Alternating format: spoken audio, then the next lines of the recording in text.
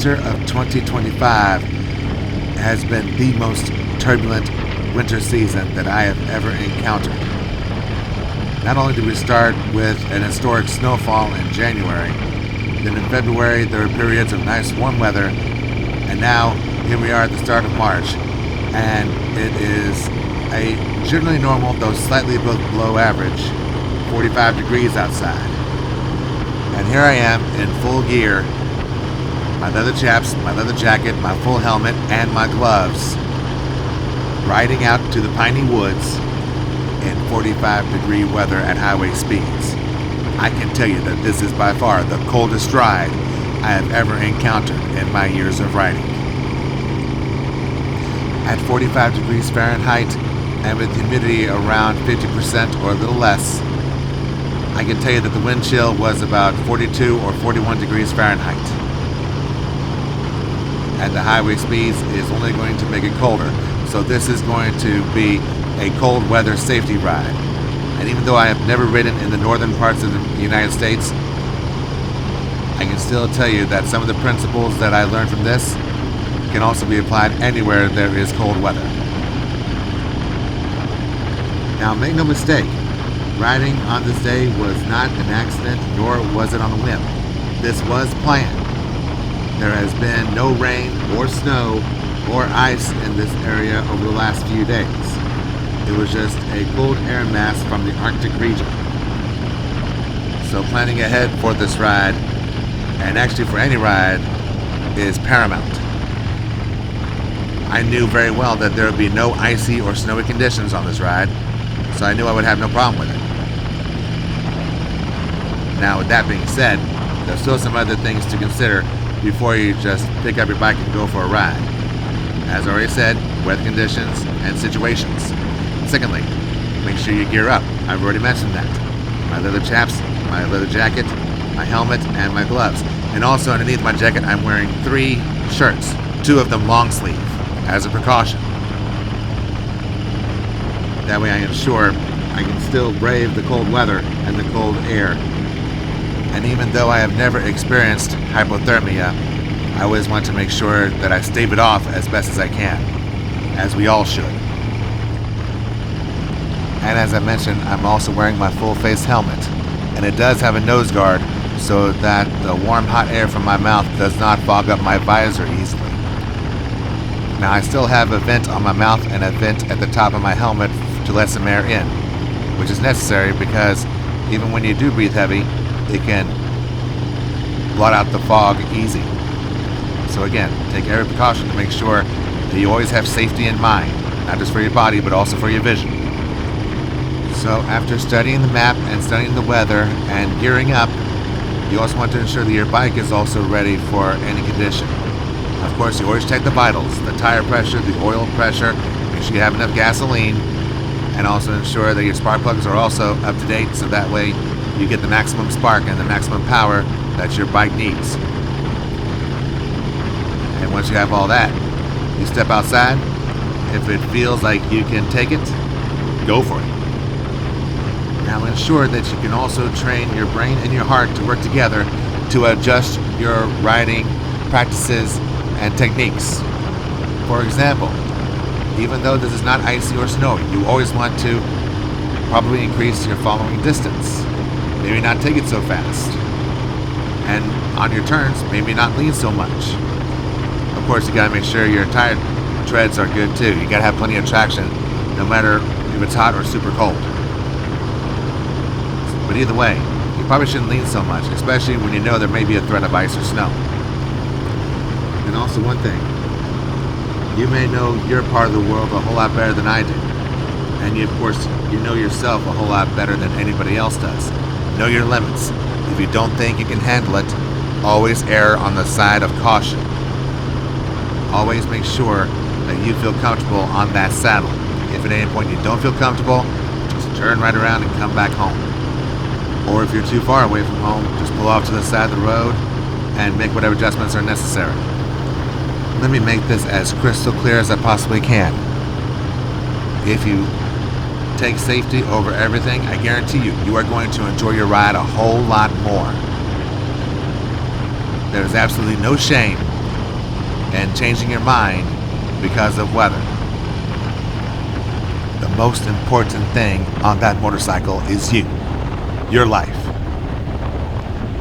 If you don't take the best care of that, then I don't even want to imagine that.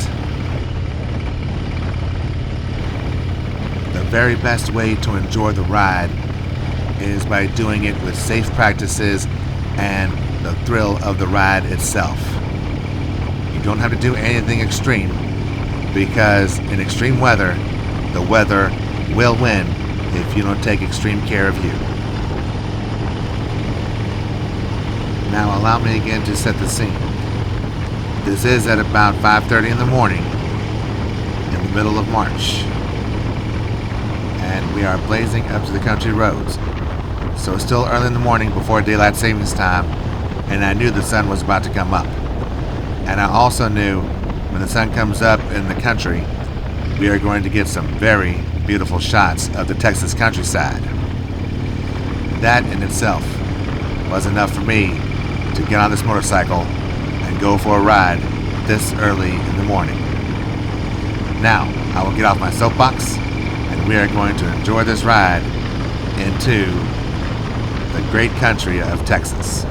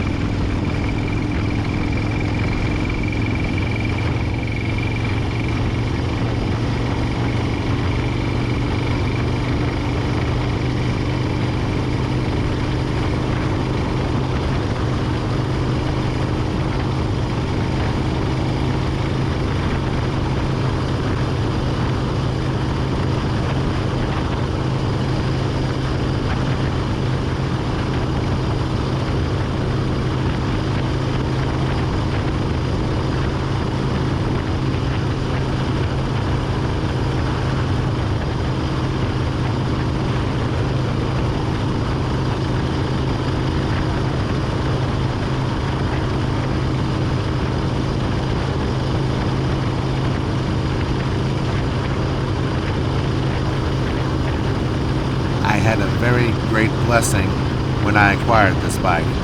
As some of you know, and as some of you just saw, there are additional headlights attached to the touring fork of this motorcycle. They do provide additional illumination whenever I need it. I use it mostly for the highways and the country roads whenever it is just too dark, or if I just want to see the road even better. And in a situation like this was a perfect time to use these headlights on this road in this cold weather.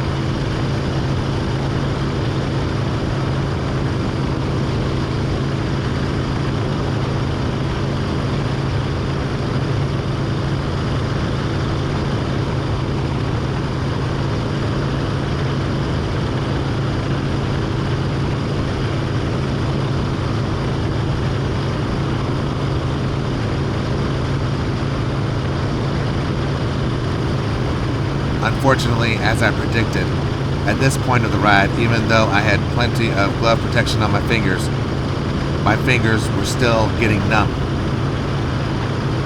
And unfortunately, I realized that there are many causes for numbing. One is obviously the cold temperatures and airflow. But apparently I didn't know this. When you grip the handlebars, the insulation in the gloves can also compress your fingers and reduce their effectiveness. Also, if gloves are too tight or too loose, it can restrict blood flow and cause numbness. Even though my gloves feel okay at my fingertips, they were a little bit tight towards the wrist area. That's probably what happened. And also, constant vibration can hurt blood vessels and nerves, which can also lead to numbness, which, at the time, it may have been a problem, but I'm not sure. And I think I was holding the handlebars as best as I can. I wasn't too tight, I wasn't too loose. I was trying to be as relaxed as possible. But of course, the tendency is, when your fingers start to numb, the natural tendency is to grip tighter. And that may have happened too. Some solutions and tips to combat this include heating grips for gloves, which I don't have and I really don't have any interest in right now. Layering, I got 4 layers of clothes underneath my jacket. Even though that helped, it obviously wasn't enough. But this one might be more practical. Hand guards. Hand guards to put in front of the handles to reduce wind chill and obviously divert the wind away from my fingers. I don't have that for my bike yet. I probably should look into that, and if I can put it on this 2000 Road Glide, maybe I can. I did shake out my hands quite a bit during this ride. That's another remedy they said. I shook them out quite a bit. I don't think it had any real effect though. Softer stock grips, foam grips. I never replaced the grips on my fork. Maybe I should. Hydration, I had plenty of water before I saddled up.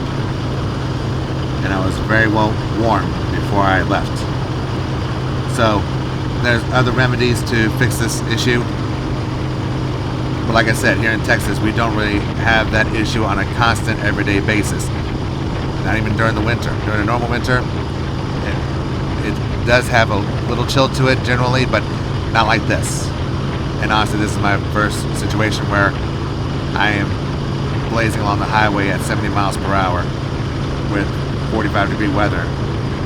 And it's a first for me, so this is a learning experience for me too. I guess what I learned, I guess you can hopefully take into account as well, whatever your situation may be.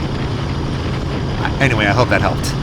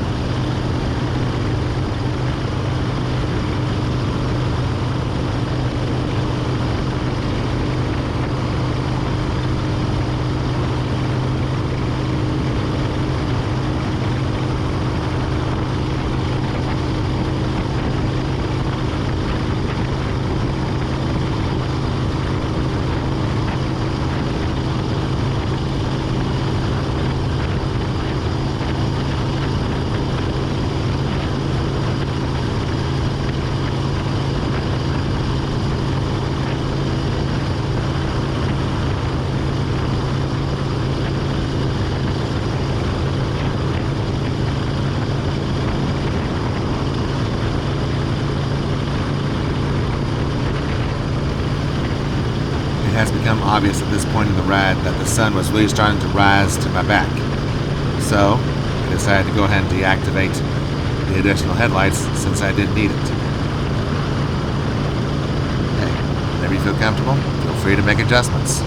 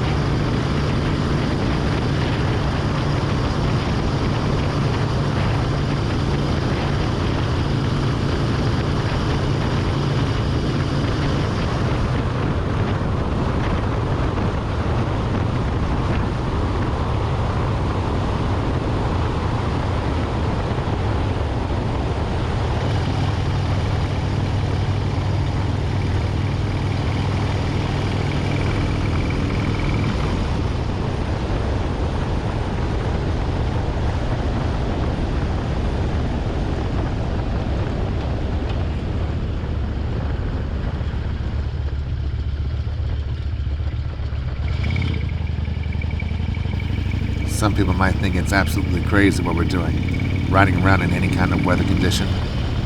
But as you're going to see up here in just a moment, you're going to see why I ride here in Texas. And the fact that you have that glowing rising sun for the rest of the ride, it just makes it even better to enjoy. And even at this point, when both of my hands have succumbed to numbness, I still believe that every inch of this ride was worth it. Not just for me learning, but just for enjoying the ride.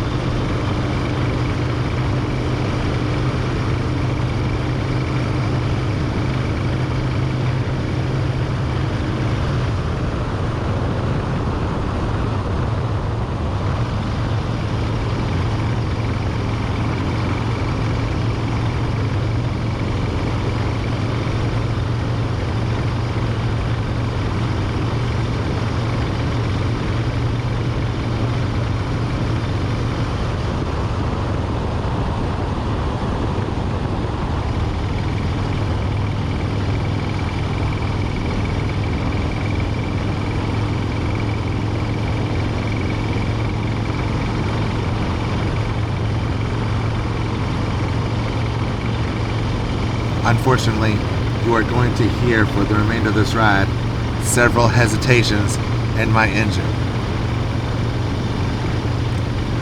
And it's not just for the curve.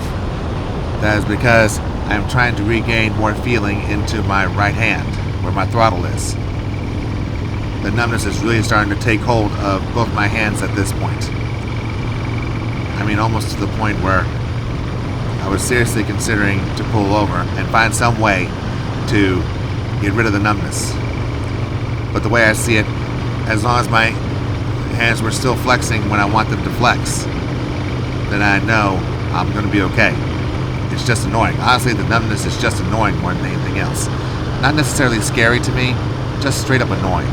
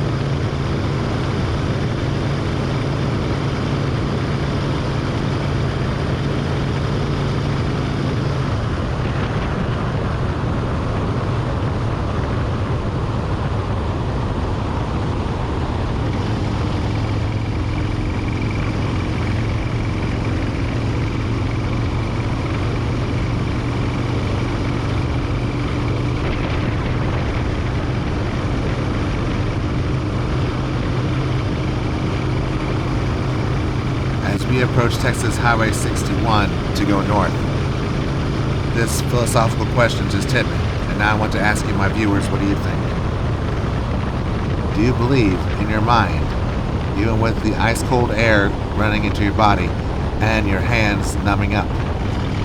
Do you really believe that this constant exposure to cold weather makes a ride like this all the worth it? Is it all worth the ride? I personally still think it is, because I feel tested. I feel like I'm testing myself and pushing myself so that I realize that I am capable of a lot more than I realized. Was it easy? No. But I want to hear from you.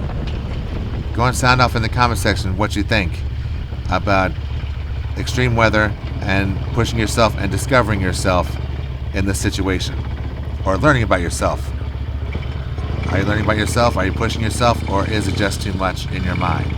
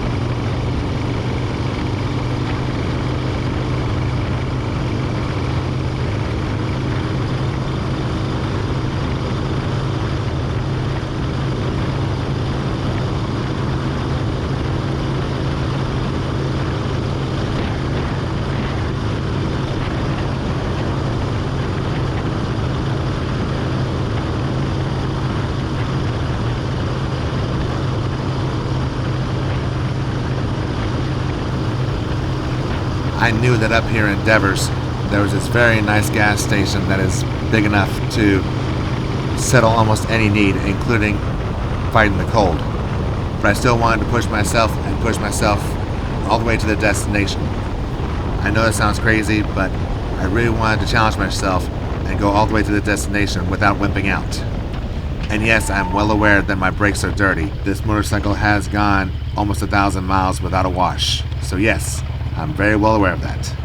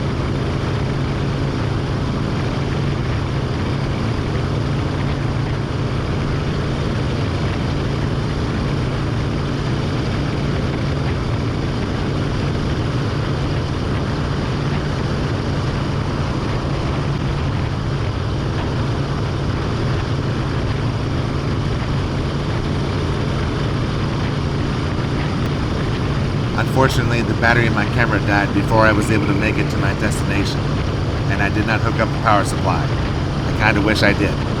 I didn't think I would need it. But made a mistake. I made it safely to my destination, and I immediately went inside and warmed up, and it was one of those reminders that you always treasure a furnace or a heater, whatever you may have. That is a gift and a blessing. Never take it lightly. But made a mistake. This whole ride from Port Arthur to out here in Raywood was a fantastic ride all the way. It was supremely beautiful, and it was well worth putting up with the cold, the numbness, and all the other challenges that I had faced. I felt so good about myself after I warmed up. And yes, in my mind, it was all worth it. This is SFAPowerhouse signing off from nearby the fireplace. You take care, God bless, stay warm, and as always, enjoy the ride.